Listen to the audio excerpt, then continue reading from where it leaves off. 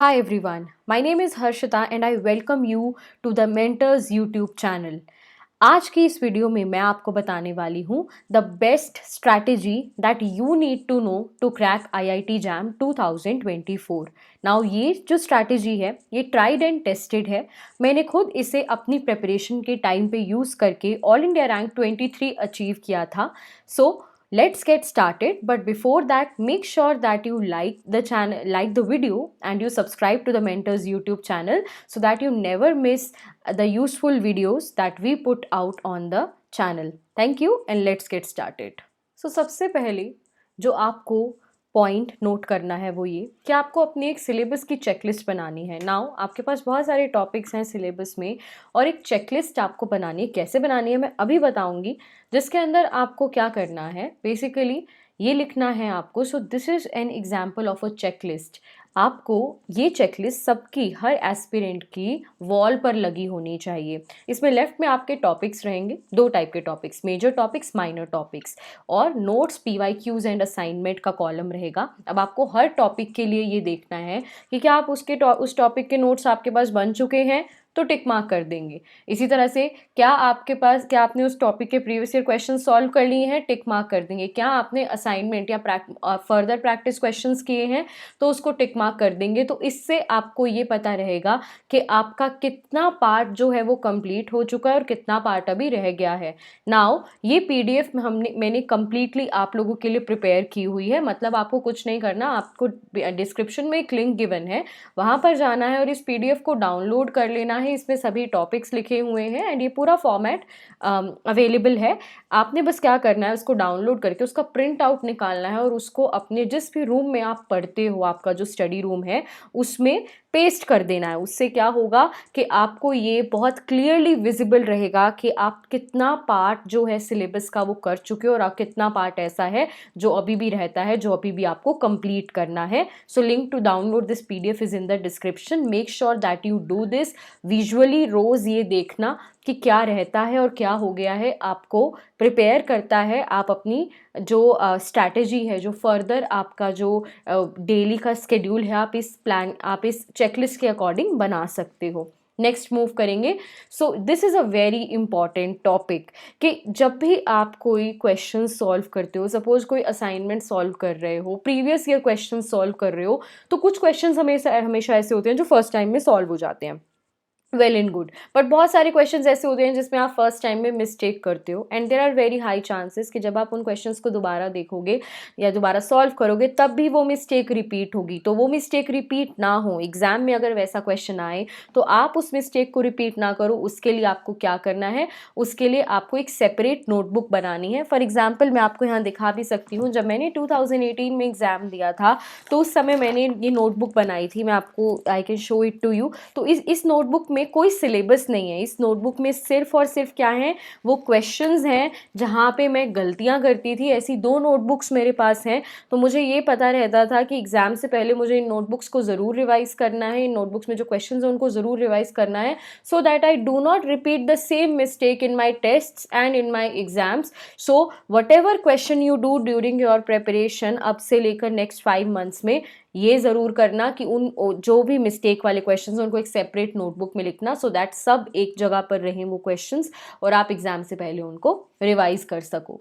अब next point is practice. You have to practice previous year questions and assignment questions with a watch. तो देखो आपके पास क्या होते हैं, 3 आवर्स का आपका पेपर होता है। 3 आवर्स का मतलब होता है 180 मिनट्स। 60 क्वेश्चंस आपके एग्जाम में होते हैं, तो 180 डिवाइडेड बाई 3 कितना होता है, 60 होता है। 180 डिवाइडेड बाई 60 कितना होता है, 3। तो इसका मतलब अप्रॉक्सीमेटली, देखो ये एक एस्टिमेशन है, कुछ क्वेश्चंस पे ज़्यादा टाइम लगता है, कुछ पे कम भी लगता है। जैसे इनऑर्गेनिक के क्वेश्चंस पे कम टाइम लगता है, बट जब भी आप क्वेश्चन सॉल्व कर रहे हो आपको हमेशा, नो मैटर व्हाट, चाहे आप प्रीवियस ईयर क्वेश्चन सॉल्व कर रहे हो, असाइनमेंट सॉल्व कर रहे हो, या इन जनरल आप कोई भी किसी भी सोर्स से क्वेश्चंस प्रैक्टिस कर रहे हो, make sure that you only give yourself 3 minutes पर क्वेश्चन। तो उससे क्या होगा कि आपको एक with in a time bound आप कैसे क्वेश्चन को सॉल्व करोगे उसकी प्रैक्टिस आपकी होनी शुरू हो जाएगी। तो इट इज़ वेरी इंपॉर्टेंट कि even when you are suppose आपने एक टॉपिक कंप्लीट किया, उसके प्रीवियस ईयर क्वेश्चंस करने लगे, तो make sure that you always have a watch along side you, so that you do not spend आधा आधा घंटा आप एक क्वेश्चन को लेके ना बैठे रहो, आपको क्विकली क्वेश्चंस को करने की हैबिट बन पाए। ओके, सो 3 मिनट पर question is your rule. Then the next thing is very very important, ये जो पॉइंट है I can not stress on this enough. Every year मेरे पास हर साल स्टूडेंट्स के मैसेजेस आते हैं कि क्या मैम हम मेरे से ऑर्गेनिक नहीं हो रही है, क्या मैं ऑर्गेनिक स्किप कर दूं, या मेरे से ऑर्गेनिक का ये टॉपिक नहीं हो रहा है, क्या मैं ये स्किप कर दूं। नो, कोई भी टॉपिक आप एग्जाम के लिए स्किप नहीं करके जाओगे। अगर आपको कोई टॉपिक बहुत ज़्यादा टफ लग रहा है तो देर इज़ अ चांस आप क्या करो, उसके सपोज मिनिमम, ये मैं मिनिमम कह रही हूँ, मिनिमम नोट्स पढ़ो और प्रीवियस ईयर क्वेश्चंस करके जाओ ही जाओ। बहुत बार क्या होता है, ये मैं क्यों कह रही हूँ, क्योंकि बहुत बार ऐसा होता है कि जो टॉपिक आपको टफ लगता है ना, उसका बहुत इजी क्वेश्चन एग्जाम में आ जाता है, बट आप फिर भी नहीं अटेम्प्ट कर पाओगे। क्यों? क्योंकि हमने तो उसका बेसिक भी नहीं पढ़ा, इस डर के मारे, क्योंकि हमसे वो टॉपिक होता ही नहीं है। तो कोई भी छोटे से छोटा टॉपिक या बड़े से बड़ा टॉपिक, आपको हर टॉपिक को एटलीस्ट, ये मिनिमम मैं बता रही हूँ कि नोट्स और प्रीवियस ईयर क्वेश्चंस करके जाना ही जाना है। और क्वेश्चंस, एडिशनल क्वेश्चंस प्रैक्टिस करके जाओ तो well and good, but notes and previous year questions are must. So make sure that you practice all the topics before that you study all the topics, no matter how small और how big it is, और उसको अपनी checklist जो मैंने आपको पहले बताई है उस चेकलिस्ट में टिक मार्क करते जाओ। Okay, the next one is inorganic. ये स्पेशली इनऑर्गेनिक के लिए एक स्ट्रैटेजी है।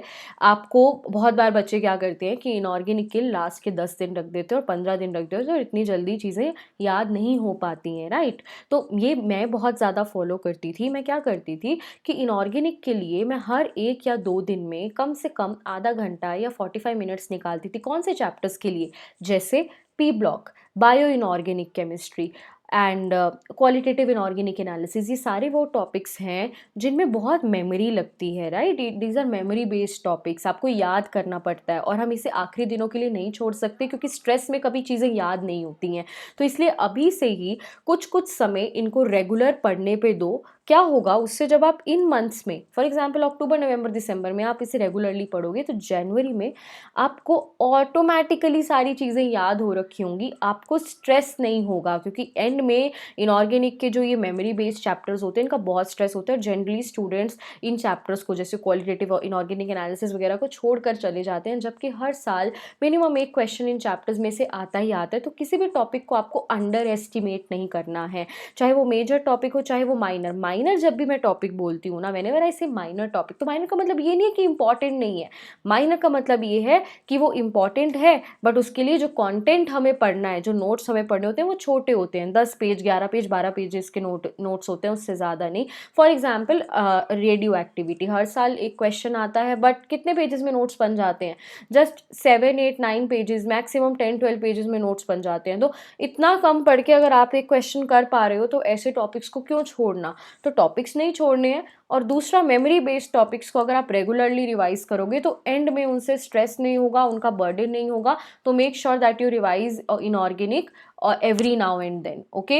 And then this is one of the most important things which I say every year, and this year I will also tell you, कि हमेशा जब भी आपने अगर नोट्स बना लिए हैं, तो एक सोर्स से अगर आपने नोट्स बना लिए हैं तो उस सोर्स पे स्टिक करो। जनरली क्या होता है, नवंबर दिसंबर जनवरी जब ये मंथ्स, हमारा एग्जाम जब पास आता है ना, तो सपोज हमारा एक फ्रेंड आया कि मैंने तो एक्स अकेडमी के नोट्स पढ़े, अरे उनके नोट्स तो बहुत अच्छे, क्या तुमने पढ़े? आपने बोला नहीं, मैंने तो नहीं पढ़े। और प्रॉब्लम क्या होती है, आपने जो आपको जो टाइम अपने नोट्स को रिवाइज करने में लगाना चाहिए था, आपने वो टाइम जो है उसको वेस्ट कर दिया, नोट्स को रिवाइज नहीं किया, बल्कि एक जगह से बना लिए। सपोज एक चैप्टर है इलेक्ट्रोकेमिस्ट्री, आपने वो ऑलरेडी सपोज मुझसे पढ़ लिया या किसी और टीचर से पढ़ लिया, आपने नोट्स बना लिए हैं। अगर तो आपको ऐसा लगता है कि हाँ यार ये बहुत इनकम्प्लीट है, फिर तो सही है। बट अगर आपको लगता है कि मैंने एक ट्रस्टेड सोर्स से, एक ऐसे टीचर से पढ़ के या एक ऐसी बुक से पढ़ के नोट्स बनाए हैं, मेरे नोट्स में से मेरे क्वेश्चंस भी हो पा रहे हैं, ठीक है, 10 में से 7 से 8 क्वेश्चन मैं सॉल्व कर पा रहा हूँ उन नोट्स के बेसिस पे, those are the best notes, all you have to do is continuously revise those notes, ताकि जो आपके नोट्स में वो आपके माइंड में भी आ जाए, राइट, बजाय कि यहाँ से भी पढ़ लिया वहाँ से भी पढ़ लिया बट याद कुछ नहीं रहा।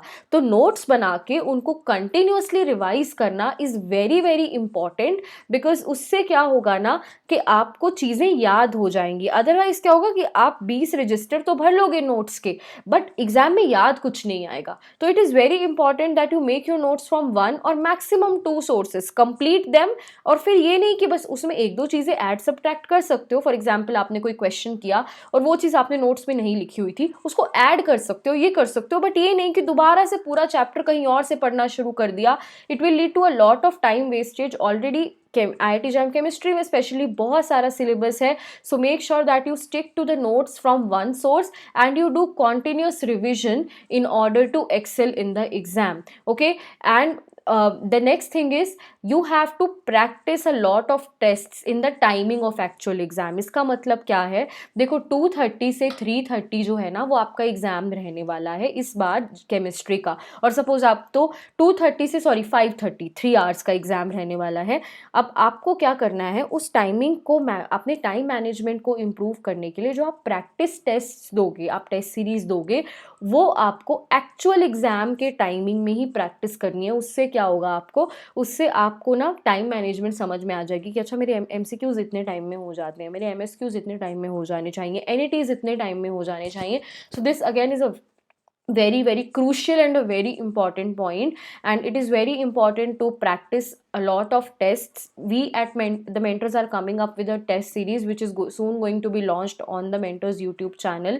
तो टेस्ट सीरीज आपको प्रैक्टिस करना बहुत ज़रूरी है, और मैं आपको सजेस्ट करूँगी कि अराउंड अक्टूबर के अराउंड आप अपनी टेस्ट सीरीज प्रैक्टिस करना शुरू कर दो, so that by the time आपका एग्ज़ाम आए जनवरी फरवरी, आपको टाइम मैनेजमेंट में आप एकदम प्रो हो जाओ, आपको समझ में आ जाए कि कैसे एग्जाम में 60 क्वेश्चंस को 3 आवर्स में अटेम्प्ट किया जाता है।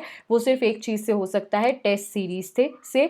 एंड द मेंटर्स की टेस्ट सीरीज बहुत जल्दी आने वाली है, आपको सारी डिटेल्स दी जाएंगी on the YouTube channel itself. So ये जो मैंने आपको सारे पॉइंट्स बताए हैं, these are highly useful points. Last 3-4 साल से मैं बच्चों को ये स्ट्रैटेजी बताती आई हूँ, and students have been able to get top ranks, and I have use this strategy myself, मैंने खुद यूज़ करी है। So definitely tried and tested है, प्रूवन है, आप लोग भी यूज़ करो और IIT JAM में टॉप रैंक अचीव करने की ओर बढ़ो। And I will see you all in the next video very very soon. Till then, make sure that you like this video and do subscribe to the YouTube channel so that आगे भी ऐसी ही videos आपको देखने को मिलती रहें. Thank you so much everyone. Bye, and I'll see you all very very soon.